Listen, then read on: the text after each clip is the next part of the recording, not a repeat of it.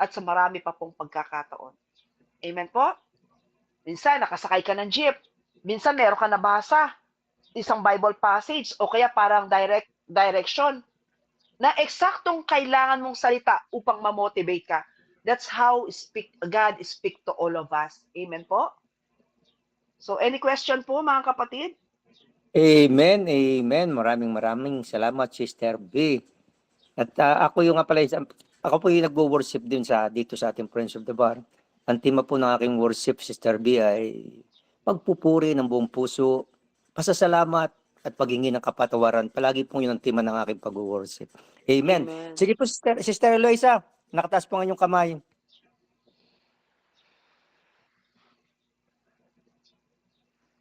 Sister Eloisa. Yes po. Good morning, good afternoon po, Sister B. Ako po Yes ay po. talagang pusang nagpapasalamat na palagi ka namin nakakasama. Isang blessed po sa amin ng palagi mong pagtutok po sa amin. Marami po kami natututuan. Lalo na po Amen. yung Praise God po. paliwanag mo po sa pag-worship. Kasi po talaga kami nandito, kumbaga sa nag-aaral nursery pa lang po kami. Kabilang po ako doon sa mga nag-worship na yun. Pero alam ko po, time will come sa pag-ano ko po sa Panginoon Diyos ng taos puso.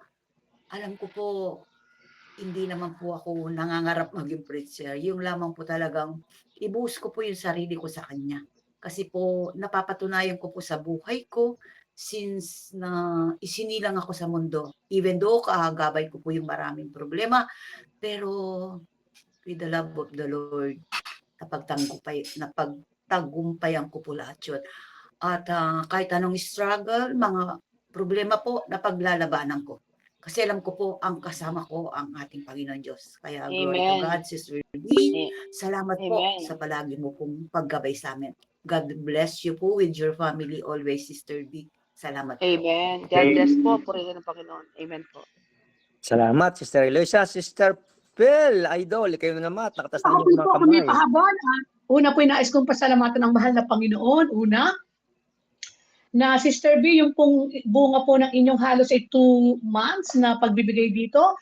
Kahapon po ay itinalaga ng Panginoon si Brother Melvin sa actual po na praise and worship dini po sa San Lorenzo at wow, super anointed. Salamat sa mahal na Panginoon. Praise Ang God. biyaya ay galing sa Lord. Purihin ang Panginoon, compliment si Brother Melvin. Salamat. Hallelujah. Sa suporta po ng kanyang minamahal na esposa, watas, nagdala pa ng bilog. Ang sarap. Amen. Praise God. Saka wag po natin kakalimutan, sandata po natin ang praise and worship, yung pagsambat, pagpupuri natin. Kasi po ang demonyo ay nawawala ng kapangyarihan sa tuwing tayo nagpupuri sa kabila ng ating pinagdadaanan. Yung bang mapapakamot ng ulo ang demonyo na pambihira itong si Brother Melvin o pambihira itong sina Sister Pels, na Brother Grobel, sina Sister Violeta, na sa kabila ng mga karamdamang binibigay sa kanila, heto pa rin sila, nakataas ang kamay, nagpupuri, umaawit ng buong puso at sumasamba sa Panginoon. Kaya mapapakamot ng ulot, lalayasan kayo niyan. Amen? Kasi alam niyang hindi tumatalab ang lahat ng kanyang mga binibigay na pasakit. Amen po? So, worship confuses the devil. Isa po yan sa principle po natin. Amen? So, sandata po natin yan at lagi nyo pong gamitin. Pagkabukas pa lang po ng mata nyo sa umaga, awitan nyo ng Panginoon, taasan nyo ng kamay yan, buong puso nyo siyang pasalamatan at dakilain at sambahin. Amen po. Narinig mo po, Sister B, si Sister Marita, dahil mga kapatid, yan kung para po sa kada Lunes, naglalagay din po tayo ng mga iba't iba pong mga worship leader para po din, Sister B, bilang po yung ating po nagbibigay nito, pwede po tayo humingi din ng evaluation sa kanya. Ayan po, Sister B, para po klaro, ano po? Na kung ano po yung, pag sinabi po tayo, ito po isang sign now na tayo po ay talagang sundalo, Sister B, kung tayo po ay bukas ang kaisipan sa sinasabi po natin na evaluation. Halimbawa po, alin po yung maganda na dapat pang pagyamanin at alin naman yung mga room for improvement sa mga simpleng kaso-kaso. Di ba, Sister B? Ano po? Yes po. At ako din po ay magbibigay sa mga humihingi po. Para po klaro, Sister Biana. Mhm.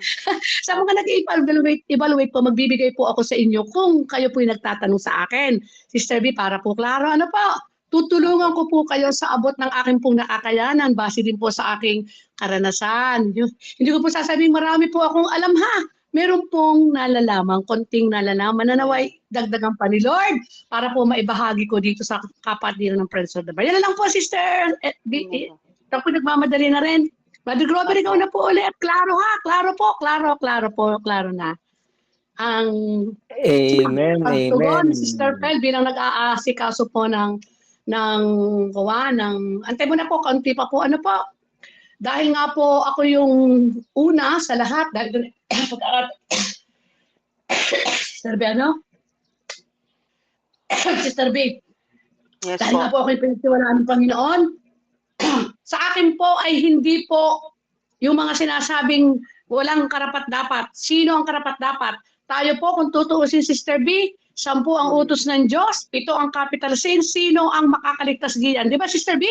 Kung yan po ang susuriin, sino man, hindi karapat-dapat maging kamanggagawa ng Panginoon.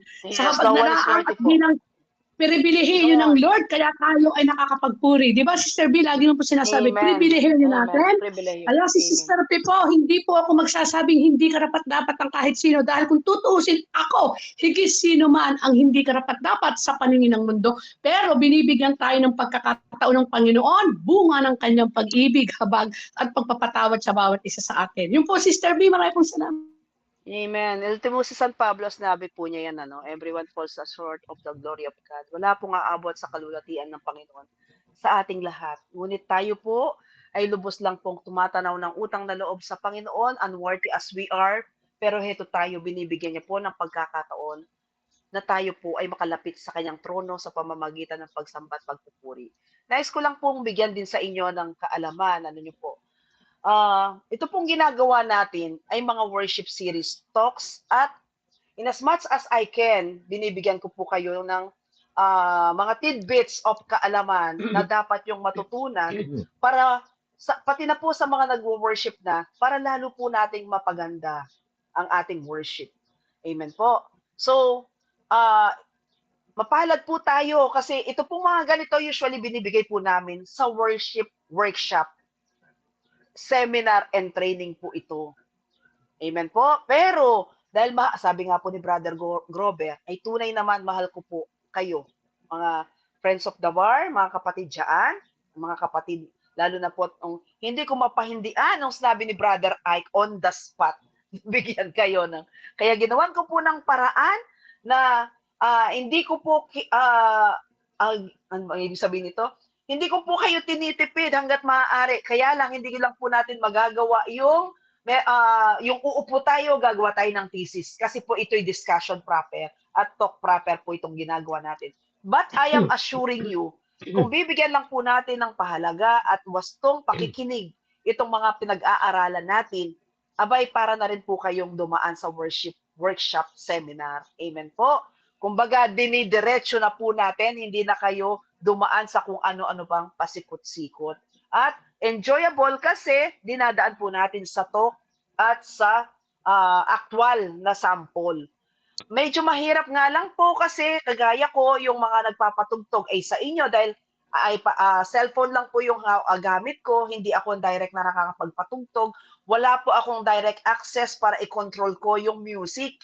Pero ganun pa man po, ganun din naman yan pag sa actual. Nakokontrol lang naman natin kung kailan tayo papasok, kung may mga adlibs, kung may dire-diretsong praise and worship. Pero at least sa mga actual, narinig nyo na Brother Fernan, si Sister Violeta Guerrero, na gumigitara, yun yung maganda pag actual. Merong time na nagsisinging spirit and nagpe-praising song, yun po. So, ang worship naman po ay based on the inspiration. Pwede po kasi ito yung inspiration sa'yo, pwede sa susunod, meron naman po siyang may singing in the spirit o kung ano-ano pa man. O depende po sa tema na gagamitin mo. Amen po? Sa susunod po, ang bibigyan naman po nating emphasis, ano yung exhortation? Gaano katagal dapat ang exhortation? Baka po mamaya, nagtotok na pala tayo, hindi natin alam, exhortation lang dapat kung worship leader ka lang. Amen po? Yung sa akin po kasi kanina, ginamit ko po yung mismong talk at idinugtong ko yung diretso na dun sa aking exhortation. Amen po? So yun po, wag po kayong malilito doon. Kanina alam ko nalito si Brother Grover, kaya tinawag niya ako akala